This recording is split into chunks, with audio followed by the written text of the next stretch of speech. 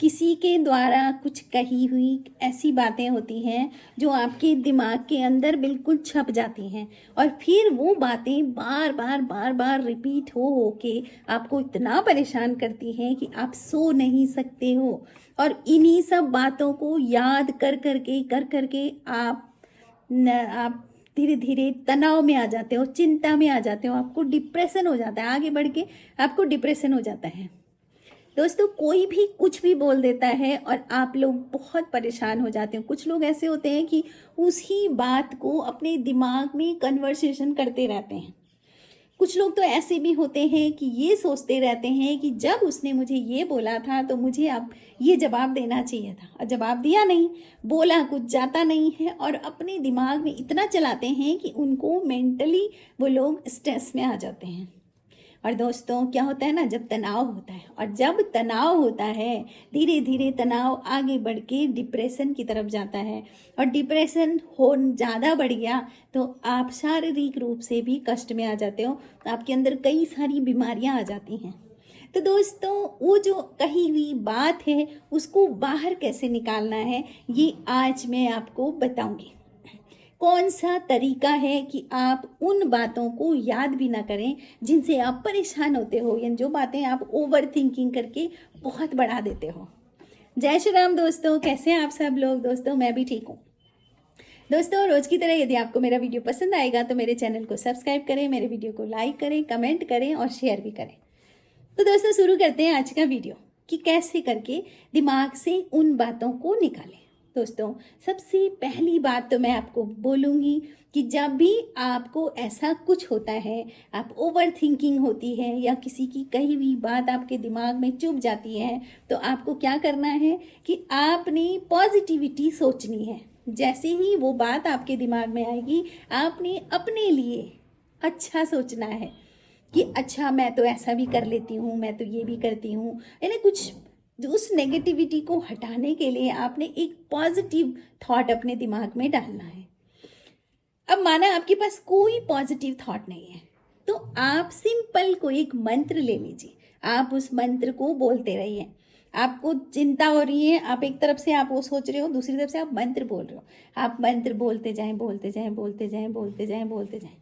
अगर आपको मंत्र बोलने में आपको डिस्टर्बेंस लग रहा है, आपको लग रहा है नहीं, मैं मंत्र भी नहीं बोल पा रही हूँ क्योंकि मेरे थॉट्स इतने प्रबल हैं, इतने स्ट्रांग हैं कि मेरे से मंत्र नहीं बोला जा रहा है, तो फिर आप क्या करें। देखिए, दूसरा उपाय, आप एक कॉपी लें, पेन लें और मंत्र को लिखने लग जाएं। देखिए, जब हम लिखते हैं तो हमारा हाथ, यानी कि हमारा शरीर, हमारी इंद्रियां और हमारा मन तीनों मिलकर के एक काम को करते हैं। तब आपका मन इधर उधर नहीं जाएगा, उसको सोचने में भी नहीं जाएगा। जब कभी भी आप अगर लिख रहे हो ना, तो आपका ध्यान वहीं पर रहेगा जो आप लिख रहे हो, क्योंकि अगर आपने इधर उधर सोचा तो आप वो लिखने में गड़बड़ कर दोगे। तो क्या करें, आप एक डायरी लें और आप उस पर मंत्र को, या कोई इष्ट का है नाम है, आप उसको लिखना शुरू कर दें। जितनी देर तक आप लिख सकते हो आप उतनी देर तक लिखते रहें। आप ये ना सोचें मैंने कितना लिखा, बस आप लिखते रहें, लिखते रहें, लिखते रहें। धीरे धीरे धीरे धीरे वो जो नेगेटिव थॉट आपके दिमाग में है वो डिसॉल्व हो जाएगा, समझ लीजिए। वो धीरे धीरे धीरे धीरे आप खत्म होने लगेगा और आप उस पॉजिटिविटी की तरफ जाने लगोगे जो आपकी मंत्र की पॉजिटिविटी है। ठीक है, तो आपको क्या करना है, आपको लिखना है, मंत्र बोलना है। ठीक है। नंबर 2, दूसरा काम आपने क्या करना है, दूसरा काम आपने उस बात को किसी और से नहीं बोलना है। ठीक है, जितना आप उसको बोलते जाओगी वो बात और बढ़ती जाएगी और उसका प्रभाव आपके दिमाग पर पड़ता जाएगा। तो आपने क्या करना है, उस बात को कहीं भी इधर उधर बार बार कहीं बखान नहीं करना है। आपने शांत चित्त बैठ करके अपने आप को समझाना है कि मुझे खुद पर काम करना है। ठीक है, तो आपने उसका बखान नहीं करना है। तीसरी बात, अगर आपने उस बात का बखान नहीं करना है तो फिर कहाँ पर जा करके आप उस बात को बोलें। देखिए, जब तक वो आपके भीतर रहेगी और आप किसी से बोल भी नहीं रहे हो, ठीक है, आपने किसी और से नहीं बोला, लेकिन वो बात प्रबलता के साथ और अंदर घुसेगी। तो इसलिए आपको वो जगह मैं बताती हूँ जहाँ आपको उस बात को बोलना है जो आपके दिमाग में छप गई है और आपको चुभ रही है। जिसकी वजह से आप ओवर थिंकिंग कर रहे हैं और आप सो नहीं पा रहे हैं और आप मानसिक तनाव में जा रहे हैं। आपको क्या करना है, आपने गंगा स्नान के लिए जाना है। आपके आसपास जहाँ भी नदी है, कोई भी है, गंगा, यमुना, जो भी नदी है आपके आसपास, सरयू, जो भी नदियाँ हैं उनके पास जाना है। जब आप वहाँ पर स्नान करेंगे तो आपने कैसे स्नान करना है, देखिए, आपने पहले उस गंगा से आपने अपने आप को अटैच करना है, यानी कि आपने उनसे संवाद करने हैं। बिना उनसे जुड़े हुए आप स्नान भी कर लोगे ना, कुछ नहीं होगा।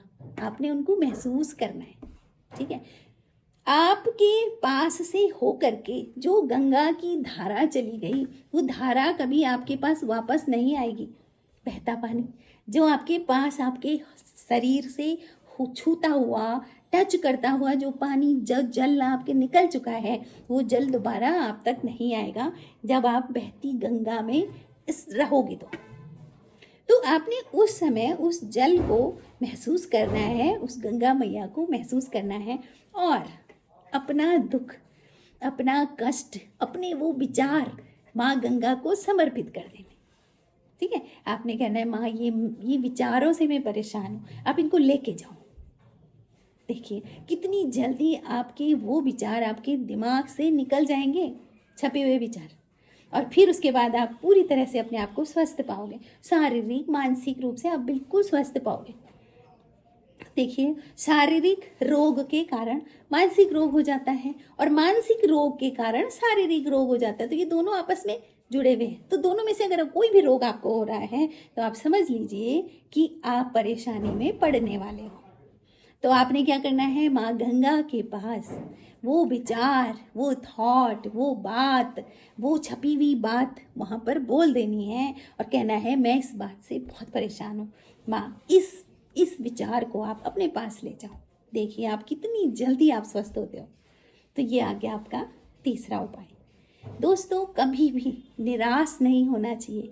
क्यों? क्योंकि ये जो जगत है ना, ये जो दिख रहा है आपको सत्य, सच बताऊं तो वो असत्य है, क्योंकि ये शास्त्रों की बात है कि जिसको आप सच समझ रहे हो वो सच नहीं है, और जिसको आप समझ ही नहीं रहे हो, जो आपके भीतर है, जो ईश्वर की सत्ता आपके भीतर है, वो सत्य है, लेकिन आप उसको सत्य नहीं समझ रहे हो।